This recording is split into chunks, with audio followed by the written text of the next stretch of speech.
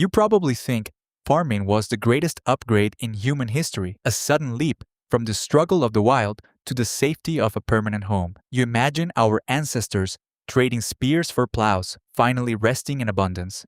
But the reality, it wasn't an upgrade. For the first few thousand years, it was a massive, desperate decline in quality of life. We didn't choose farming because it was easier. We were forced into it because we broke the world. When you look at the skeletons of the first farmers, they tell a haunting story.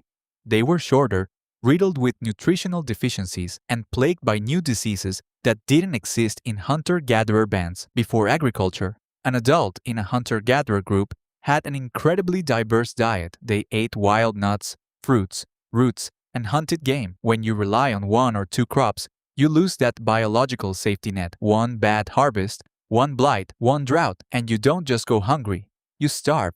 And then there's the physical cost. Grinding grain by hand for hours every day leaves permanent, bone-crushing stress on the joints. We see it in the wear patterns on ancient spines and knees. Hunting was dangerous, yes, but farming was a lifetime of repetitive, soul-crushing labor. We traded freedom for labor. We traded movement for walls.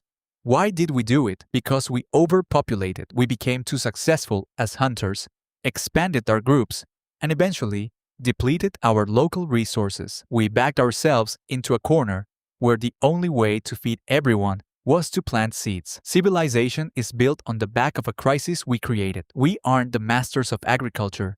We are its prisoners.